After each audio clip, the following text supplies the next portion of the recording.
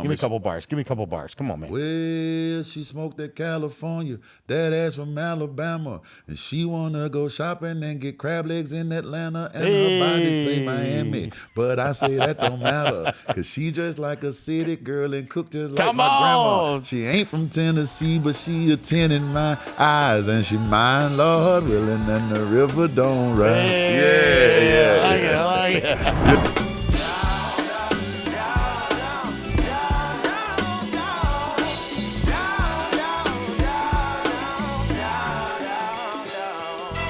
Yo, it's your boy Phil Wham Bam Benamino. It's another Wham Bam Wednesday, baby. You know the show about ordinary people who've done extraordinary things. And today, as always, we're going to ask you first. Subscribe, baby. Click the subscribe button. Go down there, hit all the alerts. Get all the alerts. Let us know what you like, what you don't like. We want to continue to bring great things to the show because today I got a special treat. Oh, I'm so excited about today. I can't even tell you how excited I am. If you don't know who this guy is, you're going to know him, and you better remember him because this guy's a special guy today. We got a singing artist, recording artist. He's a Grammy Award winning as well, something like that. I don't know. They call him Pynk Beard, but his real name's Sebastian Cole in the house. What's up, Sebastian? How are you, baby? Nice to meet you, man. Nice to be here. Thank you for having me. I love the fact that you're here. You got the Pynk Beard brewing, man. Yeah. How hard is it to make that thing pink every day? You know what's crazy? I mean, you bleach it once a month, and this is just a shampoo, so it's easy. Yeah. They don't come out? Nah. You put a little toner in it, slap it on, dry it out. Why Pynk Beard? And Pynk, just for the viewers, it's P-Y-N-K Beard. Yep. Follow him, look him up on that. But why pink, not purple, man? Man, I went with pink just because literally I was hosting a birthday party at my house, and the girl I was hosting it for has these twin brother pastors. Okay. They moved from New York to LA. They like pastor a congregation, but they do fashion design, and they had this color in their hair. And I was like, man, if I still had hair, I'd do my hair that color. And one of the guys said, well, you do still have hair. And I was like, hey, yeah. There you go. And that's how it was launched? Yep, that was it. I was like, okay, I'm dyeing my beard pink. And they thought I was playing. And I was like, no, I'm serious. Yeah. Came back pink. Well, I'll tell you what, it definitely markets you for sure. Thank you. Because you are the only country artist. Country, that's right, I said it. Country artist, Pynk Beard in the house. And you know what? Listen, I went to your show the other night, and I just got to say, I got to tell the viewers, what a phenomenal performance you put on, Thank man. you, man. And, you know, not only is the music great, and you got an awesome voice, but the way you perform, it's special, man. It's special. Man. And I want you to know, I've had a lot of artists on the show. I've met with a lot of artists, a lot of great people, and they do great things. But you do something different. Your line, I don't know if it's country. You do a little country. You do some funk in there. Yeah. You got a little jazz. You got some gospel. Yeah. You got some soul. Yeah. Like you just roll it all together. We got to have a whole nother name for your music. You know what's crazy? I've always said that most music is like a species. We think of genres kind of like we think of species, but they all come from that same like gospel, what we call gospel music and soul music and jazz music and country music and blues music. Pretty much comes from about 200 miles of space, right? Those are just people working between the South and the Southeast. You know, sharing ideas, bringing influences, and you know, telling the story the way they saw it. And then like country is very, very broad because there's like Texas country, and then there's Alabama country, and it has a lot of similarities, right? But then there are subtle differences. You know, Georgia country is very similar to Alabama country. Right. But there are some subtle differences, just, you know, based on what you got access to it. So that's what I try to bring together in my show. Well, it's so much different because you go to Nashville today and you think of country, Nashville, everybody's, you know, there, but you're in Alabama and you're doing this and you're rocking it out. And, you know, the genre is a little bit different because you do a little rapping sometimes, you know what I'm saying? You slow it down, you put some funk into it, a little jive, you get people dancing and moving. Yeah. You know, it's a show. Like, it's not just a song. It's not just a performance, which is great. But it's actually, you put on a phenomenal show, man. I just want you to know that. Thank you, man. I like the stage is the opportunity. Because when you hear something on a record, it's like, oh, do I like the song, right? Like, or do I like the record? Right. But I don't think you ever know a song until you see it live. Because songs start as a feeling. Like, it starts as an emotion. It starts as a story. And it feels way different when you see the person who told you that story live that back out, you know, go through it again and feel it the way they felt it. Because I can't record it like that all the time. It may not make for a great record. But the emotion that I had when I wrote it is what I'm trying to give you at the show. And I want to invite people into that feeling. Yeah. Yeah. Well, you definitely did that, man, for sure. And I'll tell you what, it's the first show I can honestly say I was a roller coaster of emotions, man. Yeah. I mean, I was sad. Like, I seen you cry, like you were crying on stage. Yeah. You made me laugh. Oh my God, I laughed so hard. I wanted to dance. I was shaking and jiving. Yeah, you man. know? Yeah. I love that. it was a ball full of emotions, man. And it was, at the end of the day, you look at it and you're like, wow, what a great time that was. And really appreciate that. You need to give that to the world. Like, I'm sitting there and I know we were at Eddie's Attic and it was a nice, quaint little space and everything like that. But I could just see you in arena, man. I could just see you selling out the arena and being a big thing, dude. I vision that. Like, I picture that. And when you talk about the lyrics and how they mean something, I'm not gonna lie, man, for the last 2 nights, I haven't been able to sleep. I've been singing your songs over and over in my head. Wow. So I know they resonate, type of thing. So kudos to you, Thank you, man. And I just want you to know that. And the reason why I say that, because you had moments in your show where you took time and you explained to the audience some of your songs and some of the things that were going on. One of the things that stuck out in my mind was a song. It was talked about. You might be ugly. Now wait a second. Hey. Tell the viewers what this was all about. You know what I'm saying? The song is called "Gotta Be Rich," and Gotta Be Rich. Gotta Be Rich, and the thing of it is, it's actually a story about this girl that I met when I was in L.A. I was just starting to make some money, and she was very attracted to me, and blah blah blah. That was probably one of the most expensive relationships I've ever had ever, and so. It just kind of led me to tell this story about, how do you deal, if you're not the LA, classically attractive guy, how do you deal with that? And that's where that story came from. Wow. Well, you know what? It was funny as hell. I'm not gonna lie, because you brought it out there. You told people, if you're ugly, man, mama, you got to blame mama about that one. Yeah, but you can't control that stuff, but you control not being broke. Being broke. You can get out there and get something. That's for sure. That's for sure. But you know what? It's funny because there's a lot of guys that, when you said that, I literally had that conversation with a friend of mine. Earlier that day, he was talking about how this girl that he was dating, she wants, him to make more money. She wants to have, and he's trying, he's trying. Of course. But he's like, man, she just, always at me. And then I hear that song, I'm like, yeah, you better go get some. You better go get some. If you're not that handsome, you better be rich. Yeah, fair enough. Yeah. So listen, let's talk about the music, man. Where did music come from in your life? When did you start it? Man, I grew up in a church. My mom and dad, again, were both pastors. I grew up in a Pentecostal church in Alabama, and my godmother happened to be the organ player, and she was just the sweetest lady, and I just always was drawn to it. I started out writing poetry, but I wrote my first song that someone sung for the kids choir when I was 5. Really? So I've been writing songs at least since I was 5 years old. Wow. Just because at the first church I went to, we weren't allowed to listen to songs from the radio. I won't get into that, but yeah.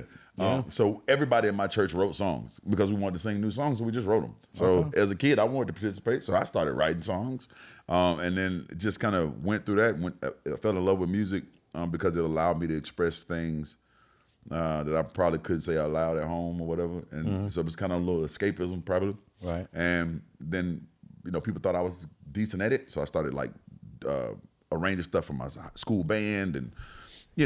Just getting more into the musicality. Started playing in the band at 14. Just, it's been a part of my life my whole life. Yeah. Obviously, you enjoy it. Do you play instruments too, or no? Yeah. I play piano, play a little drum.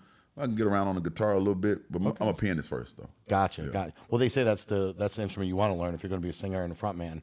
You need to learn that piano first. is helpful, man. So talk about the songwriting, because I know you did a lot of songwriting, but you actually got some Grammy Awards for songwriting. Yeah. I won a couple Grammys. Tell us about that, man. I won for best I like how R&B you just kind of throw it off. Yeah, I got a couple Grammys.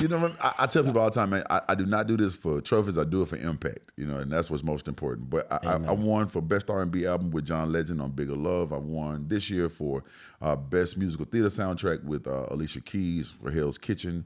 And then I won for best soundtrack 2 years ago for United States versus Billie Holiday. Nice. Congratulations thank you so on much, all man. that. Thank you. And you should be proud of that. I am. But tell people, because there's a lot of young artists out there, a lot of people that actually can write. Maybe they can't sing, but they write. How do you get in front of an Alicia Keys? How do you get in front of a John Legend? How do you get your music to them to try to get them to put it out there?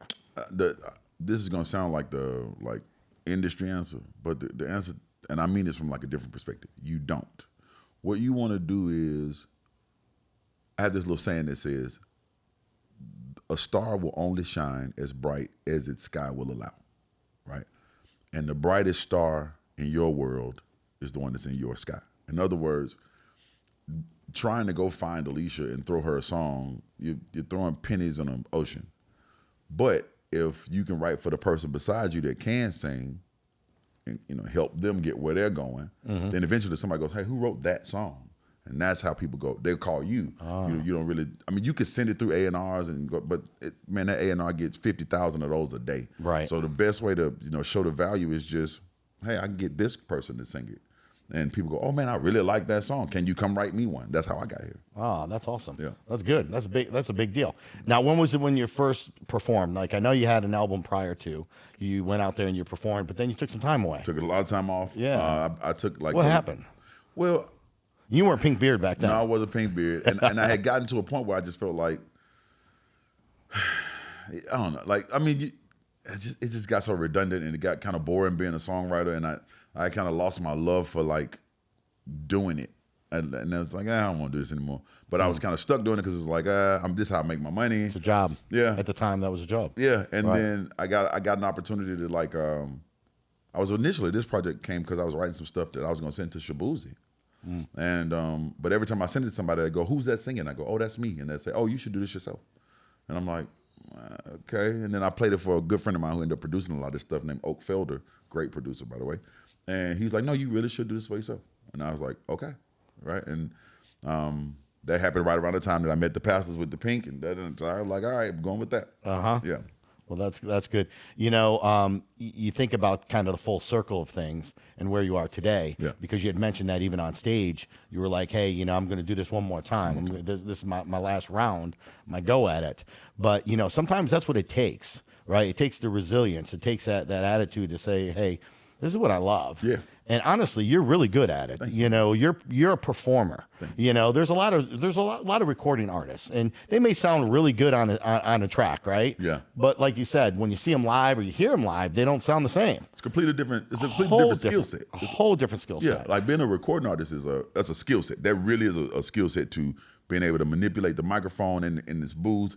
Being able to deliver a really good recording in a studio. But that's a completely different thing than walking out in front of people. It's more crowd work. It's more personable than just in the booth. And a lot of artists that are coming out now, shout out to them. But they start their career in their bedrooms, and the first time they see someone in front of them is their first show. Like that's like their first show is their first show. They didn't come up in karaoke bars or singing at churches, right? Or high school, talent shows. So their first show is their first show, and then they're having to kind of equip themselves to be, in front of people like that. So I've been fortunate to grow up performing a lot, and specifically in gospel churches, because you could be expressive, right? You could be emotional, and that wasn't like looked down upon. So, yeah. You ever feel like, you may offend other people or certain people with some of the music at times? Yeah. Does that ever affect you at all, or? No. I mean, I do think that I may say something. Because I was offended, man. I know I'm ugly. I know you were staring at me when you were talking about that. It made me feel bad. But God, I'm self-conscious, man. Man, that song is about me being ugly. But no, at this point, you can't be everybody's friend. I don't want to be everybody's friend. Because if you're everybody's friend, you're nobody's friend. I just want to find people I can be friends to, and be friends with. And sometimes that offends people. But I don't do it to offend anybody. I'm just, I don't say anything to hurt anybody. I'm trying to build somebody up. And sometimes in my building you up, that person gets offended because I built you up. Right. But it was never to offend that person. Sure. That was just me saying something good about you. Right. That's how I look at it. Yeah. As far as music goes, there are so much out there. Are you writing all your own music? You're doing your own stuff now? Or do you actually lean on some other writers to help you out at times? On this project, it's just me and one other guy. I wrote most of this stuff just kind of riding around in my car, but I did get some help from a good friend of mine in Nashville named Eric Pasley. He helped me write a song called, One Slow Dance Left. One Slow Dance Left, and a song called Two Lost Hearts. And I was really happy to have him to work with. But most of this stuff was just me kind of walking around the house, just humming and trying to paint a picture for people. Gotcha. Yeah. Well, I was going to ask you, where do you get your inspirations and stuff? Where, This particular project is like a story of a breakup and a like try again at love. Gotcha. And I just each song is like a there's always somebody that breaks our heart. Yeah. There's always somebody. The whole world can relate to that. Heartbreak is profitable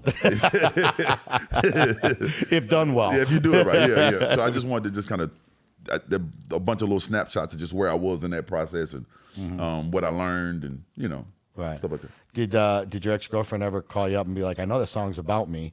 I want a few dollars, help me out over here. If it weren't for me, you wouldn't have made this big hit. Come on. Did call me. She did, what she said was, Pynk, that's an interesting choice for you. And I was like, I didn't even know you saw it, but nah, it's all good. But yeah, this is one big story of like, trying, failing, giving up, trying one more time. And that's true about music. It's true about relationships. It's true about just life in general. That's why I call it Sugar and Salt. The whole project is called Sugar and Salt. Oh, nice. Just the sweet and the sour, just, getting back up, trying it again. I like it. Yeah. I like it. Yeah, that makes sense. I mean, and everybody does that every day. Yes, sir. Type of thing. Being that, you're a little bit more seasoned than a lot of people and stuff, do you find that sometimes it's a hindrance? Or is it a good thing or a bad thing? And the reason why I say that is times have changed so much with technology and everything. These kids with their phones and everything else, they want to know how many followers you got. They want to know who's watching you, and you got to put your shit out there. Is there pressure on that? What's crazy is I feel like this is giving me the opportunity to like speak to a forgotten group of people. And sing to people who people kind of stop making music for. Right, because most of the stuff that you hear in the mainstream is very much geared to people much younger than me, right? But it's not like I turned my ears off when I hit 30, right? I still want to dance, I still want to sing, and so I've been finding that, like there was a guy at the show Saturday that was 23, and there was another guy at the show Sunday that was 83, right? I did notice that, yeah. Which was incredible to awesome. Me, right? Yeah, I could speak to a 22. And they were both dancing. Right? Saturday, the day before, I had a 2-year-old and an 82-year-old, and they were all dancing, right? And so this has been almost a lack of pressure because it's like, I'm just talking to the people who get it, right? I'm not having to go and find people and convince them. There are lots of people out there who just want to have a good time and smile and dance and sing, and this music is for them. That's right. Yeah. Amen to that. It's great to hear you two talk about how it's not about the money with you. It's about the project. I want to make some money. Let me to the camera. I would like to make some money. Yeah. And I believe you're going to make a lot of money. Thanks. I really do. Seriously, man, your charisma and what you stand for really does show on stage, and I'm telling you, it's special because I've gone to a lot of shows and a lot of concerts, and like I said, there's some great artists and great singers, and they put on some great shows, and then there's other ones that not so good. Yeah, you know what I mean. Yeah. You kind of like, I thought I was expecting more. Yeah. You kind of changed all that now because I had no idea. Come on. Black guy, pink beard, gonna sing some country. All right, let's go check this out. Let's see what it is. Yeah. Let's see what this is all about, yeah. And then just.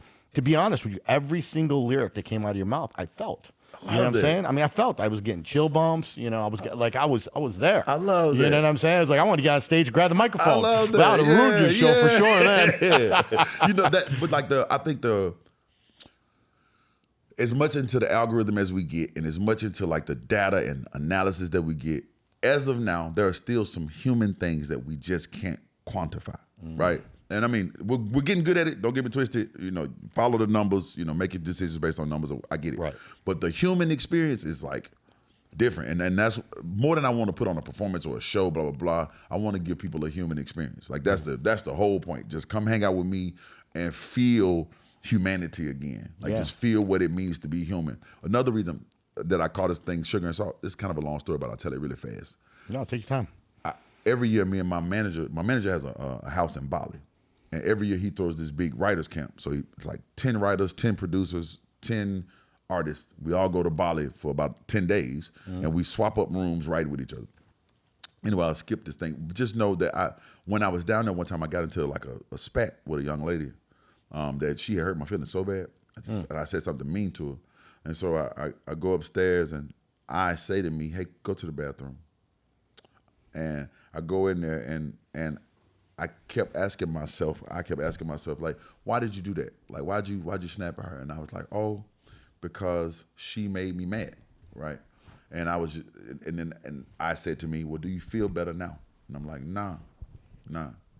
And I realized that a lot of my reactions to things weren't based out of how I really felt, more or less, because I was trying to protect how I really felt, right?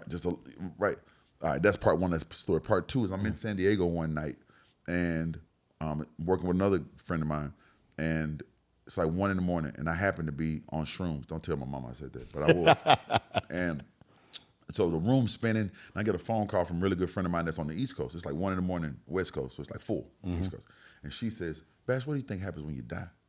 And I go, oh my God, this is not the right time. I mean, you know, right? But this just ain't the right time. You're part of that. Yeah, like, all right, I'm out. And she said, I said, well, I don't know, baby. I just assume you go back to wherever you were before you started.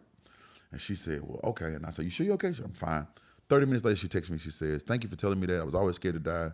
But, you know, that really helped me. I don't think I want to be here anymore. I love you. I'll see you next lifetime. I dropped my daughter off at my mom's house.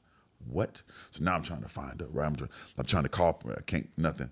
My high brain says, hey, there's this little song you sing when you're scared. You don't know the words. You can't write it down. But if you sing it right now, I bet they'll sing it with you. Shut up, high brain. I'm trying to do something, right? Hey, there's this little song you sing when you're scared. Right?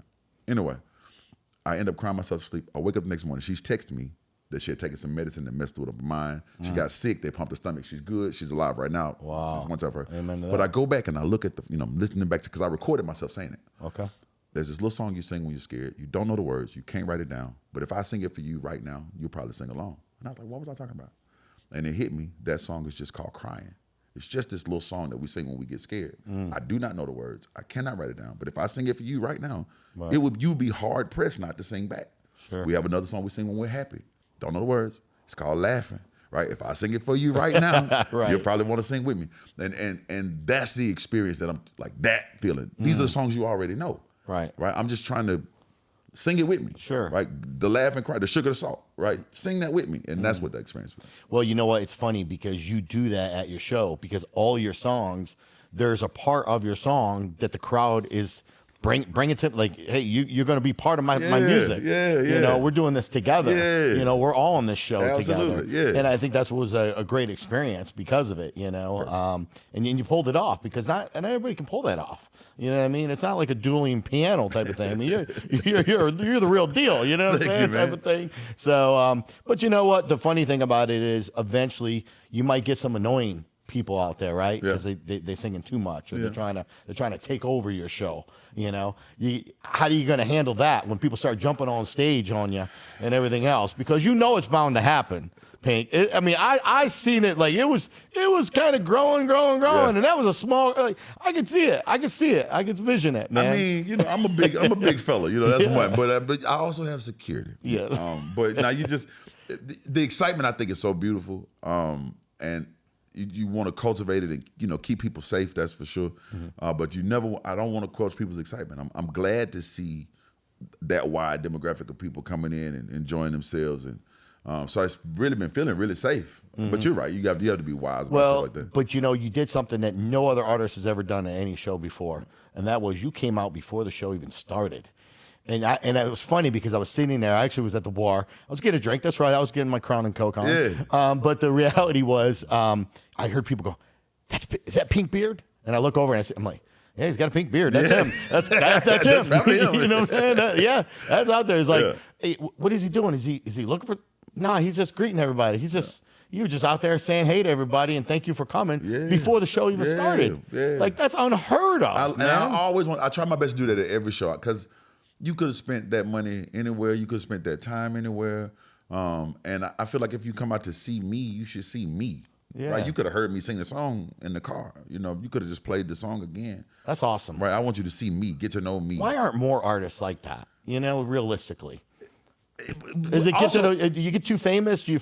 I mean, what's going to happen to you? You know, when you're selling an arena, you going to change? I don't know if I can see all of them at an arena. You know what I'm saying? I hope never to change. But will you put yourself out there for 30 minutes and try? Absolutely. You know what I'm saying? Absolutely. See the ones if you it's at can. all possible, I want to do that. Yeah, that's important. Yeah, because there are people out there who really, they have a lot riding on you, right? Like that.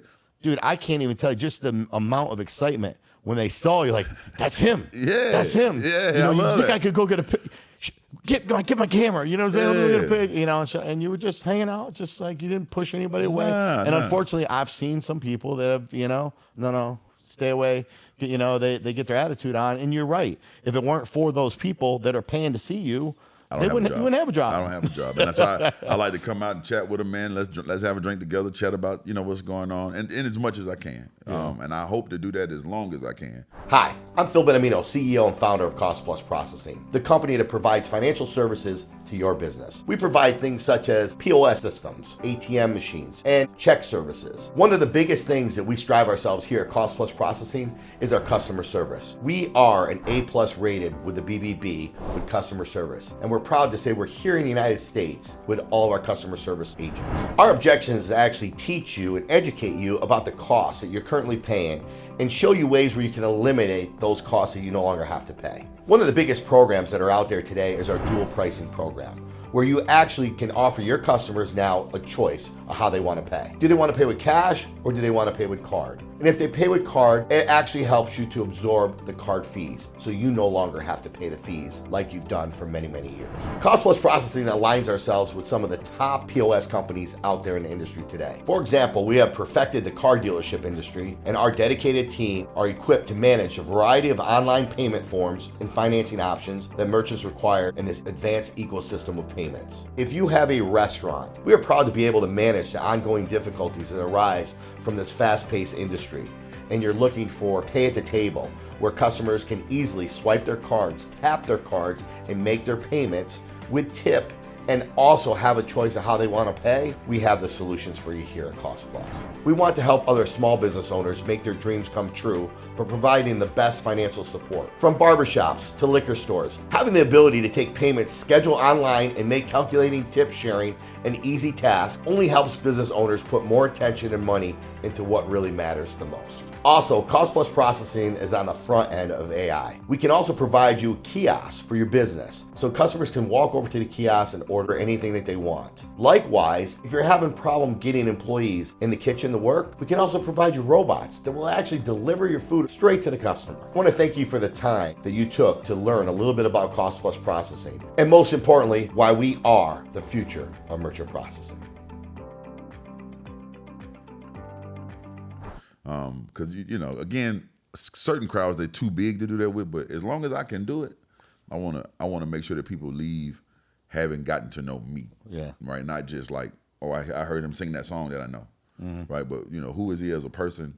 Why is it that I should support him or listen to him versus anybody else? Right. Right. Well, I know that guy. He's a nice guy. You Exactly. know what I'm saying?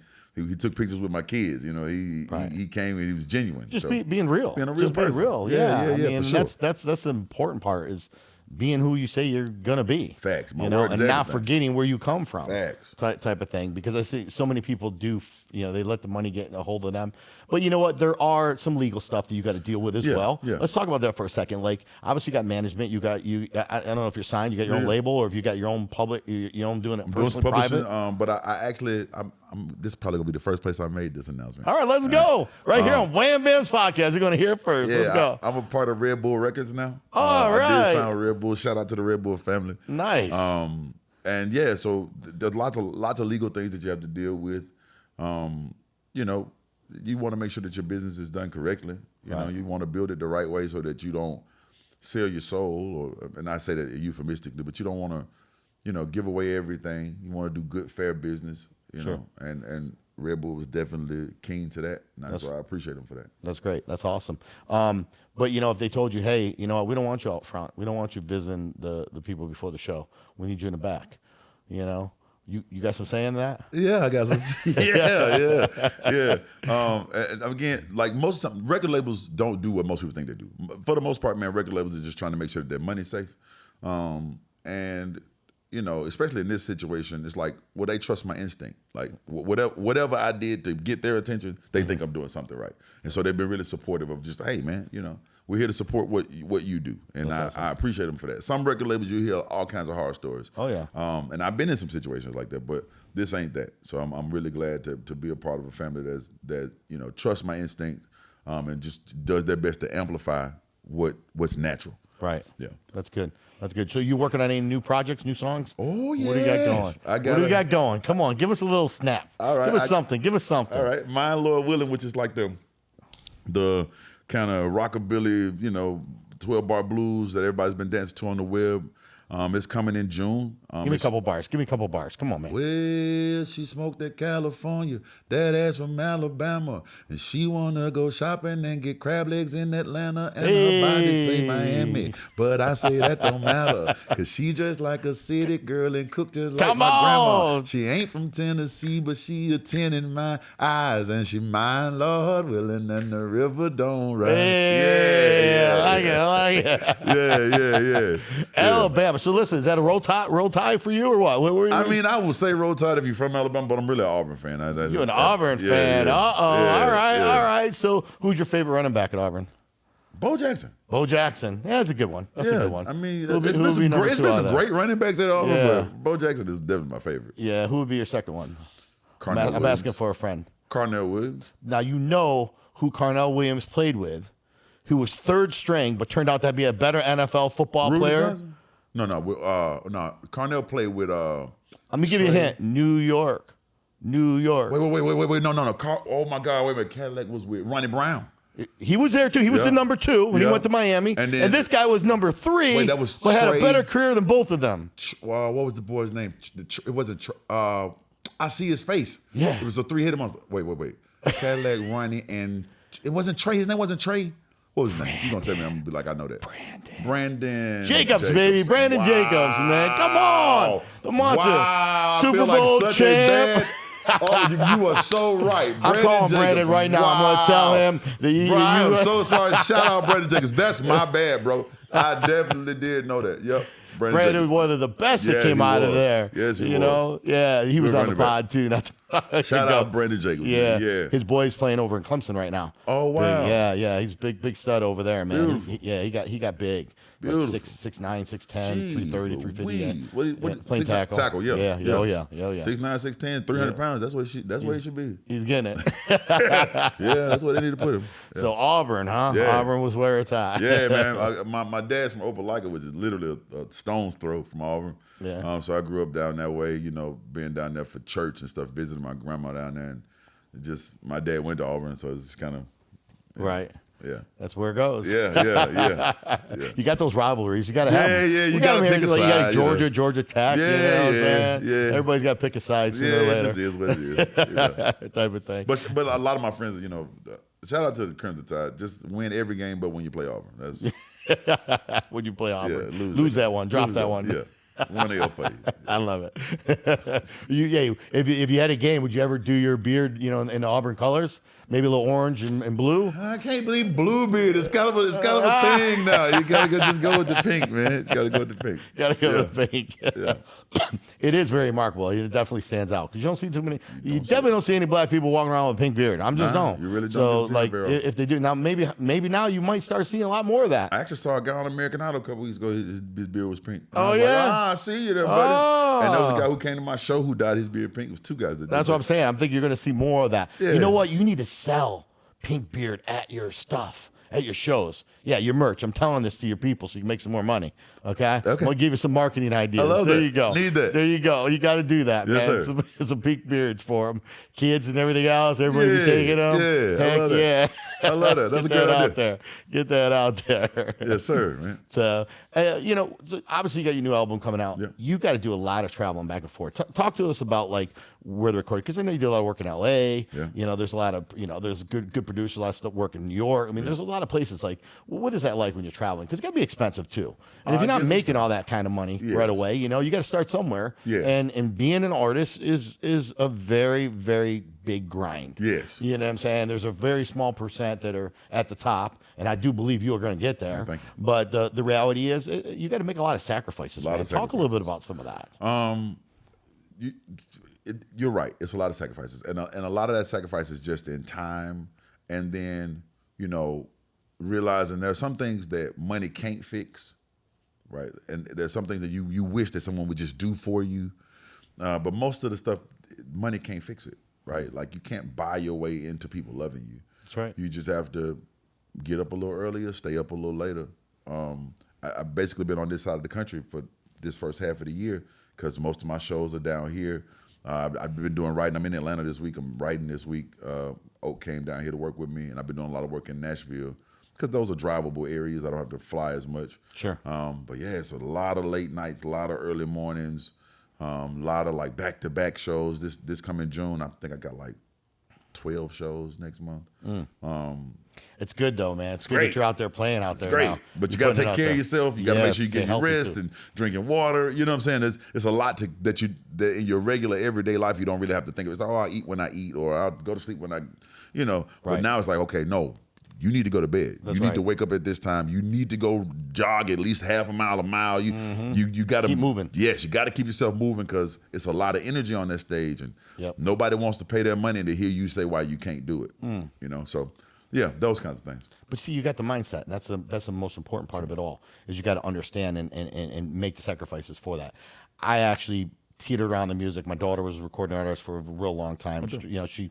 She was 15 at the time. Did American Idol thing. I was the dad. She did Golden Ticket and came out, and she didn't get it at 15, and I was, I thought she got it, and when she came out, I was like, no. They said, I need to be a little bit stronger, a little bit wiser. Yeah. But it was a show. It was a production, and that's part of the thing when it comes to TV that didn't really understand. Yeah. But again, it's a show, it's production. Yeah. What you're doing is you're not just selling music, you're also, again, it's production, it's a show. You have to also sell yourself, and you got to get yourself out there in order for that to do that. Yeah. Trying to become a part of the culture, or trying to be culturally relevant, right? Mm-hmm. Because that's really what I'm selling is culture. Yeah. Right. I'm inviting people to come participate with I call myself your country cousin. Come hang out with your country cousin, man. Yeah. Just and see what that feels like. But you're being sincere about that. Like, come hang out with me. Yeah, come hang out because you're doing it. You're hanging out with. I mean that. Like, come hang out with me, man. Come have a drink with me. Feel at home. And that's different than just, hey, come sing a song. You know. So that's what I really been on, is just trying to create that sense of community. And there were people that was at that show that flew down from Buffalo, New Orleans. Every time I do a show, there's someone there that's like from right. And that says to me that they feel safe to come travel across the country to see some man with a pink beard. That's crazy. Right. You know what I'm saying? But I want to make sure they stay feeling safe. And, feel included in a family environment. Of course. Yeah. Well, the one thing is they got their money's worth. You know what I mean? Good, So you're giving everybody their money's worth, which is great. Oh, the only thing I didn't like, I would have liked an encore. I would have liked another song. Oh, man. We were all complaining, but I think the place shut down. I think you had to cut it off at a certain time. Yeah. But I think everybody wanted more, which is a good thing. Thank you. Yeah. So they were a little disappointed. I think we were still waiting when the lights came on. I was like, no, he's going to come back out. He's going to come back out.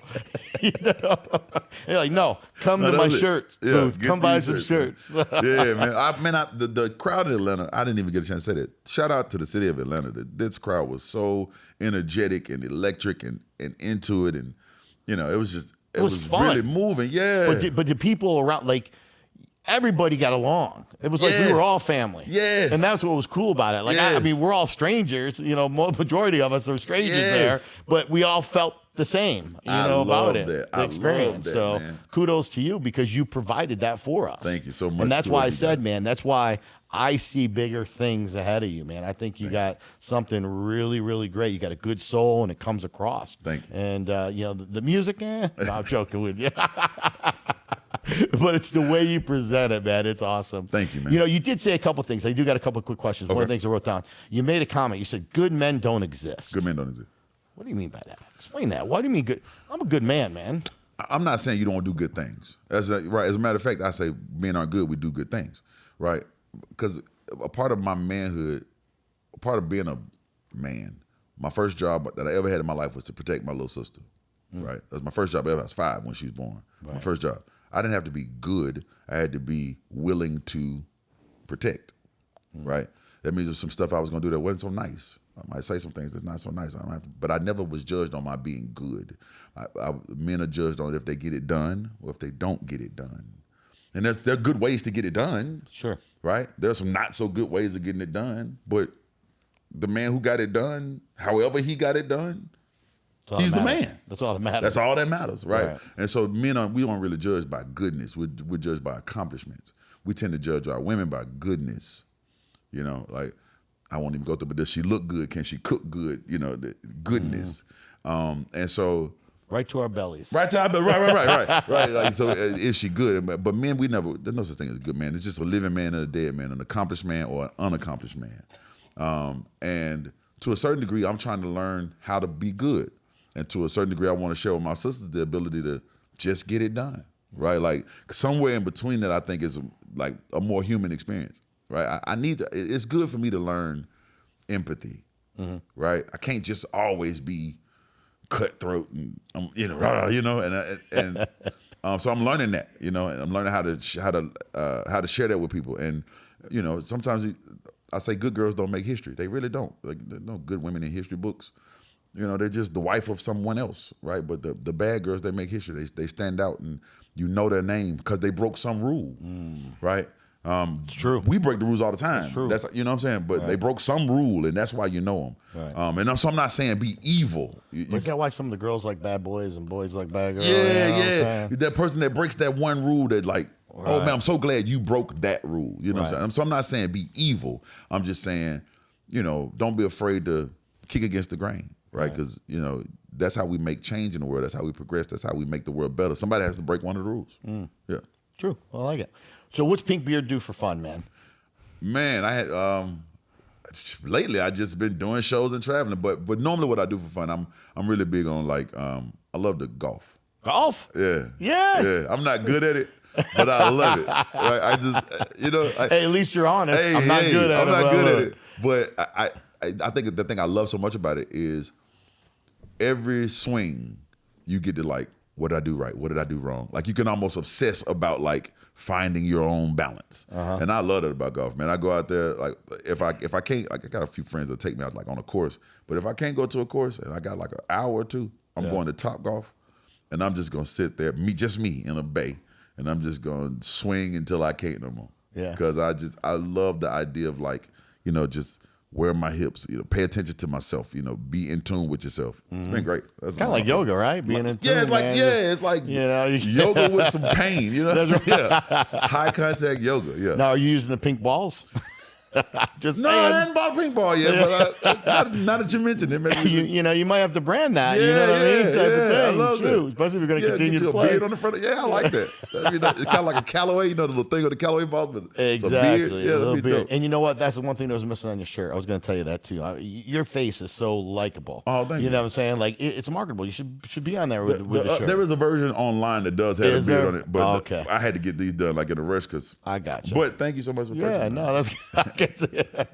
Especially with the smile. Yeah. There are something like that. So who do you, who inspires you? Like, where do you go for your everybody looks up to somebody. Everybody goes somewhere. Yeah. Because if you don't surround yourself with success, then it's hard to get there. Yeah. Let's just be honest. So who do you look up to? Where do you go? Man, there's so many people I look up to. Like from an emotional standpoint, me and my mother, the best of friends. My mother and my grandmother, like they keep me grounded and, encourage me, blah, blah. Like musically, I can name people for God knows how long. Who's your biggest one out there now that really inspires you, that you think's doing awesome? Right now, man, my boy Teddy Swims is just, he's a good friend. He's a good man. He's just a good human being, right? Yeah. Just a good person. Right. But he also does phenomenal music. He's a phenomenal vocalist and just a phenomenal human being. Yeah, he is. I look up to him even though he's short. Shout out to you. No, I look up to him a lot, man. He's a really good guy. Yeah. One of my favorites. That's awesome. Yeah. That's good. So where's the next tour going? Where are we off to? Where can people find you? I'm in Nashville on the 30th. I'm actually in Shelbyville, right outside of Nashville, at the Uncle Nearest, at the distillery site. I'm at the Humble Baron. We're doing the Kickoff to Black Rodeo Weekend on the 30th, and then I'm back in Nashville on the 6th for CMA Fest. I'm gonna post about that today. So, but I'm doing the Be in My Stage in front of the Ryman Theater on the 6th, and then I'm all over in June. So you just go to pinkbeard.com. You can see all my upcoming dates. There you go. There you go. Anything before we go, Pynk Beard, you want to say to the viewers out there that are watching besides follow you and go to you? I mean, of course, follow me everywhere. Just PYNKBEARD. But I think the most important thing I could tell anybody out there is don't give up on you, right? Like, don't give up on you. And if everybody else gives up on you, don't give up on yourself. Right? There's something that you have to offer the world. Amen. There you go. And it's never too late. Never too late. Never too late. Never too late. Guys, listen, go follow this guy. And I'm telling you right now, go to his concert, go to his show. If you don't like the show, get your boy Wham Bam. I'll refund you your ticket. That's how confident I know that you're going to like the show. And as your boy Wham Bam always says, baby, if your life was a movie, would it be worth watching? And if the answer is no, then stop being ordinary and start being extraordinary. Till next Wednesday, baby, I'm your boy Wham Bam. Stay positive and keep testing negative. And I'm out.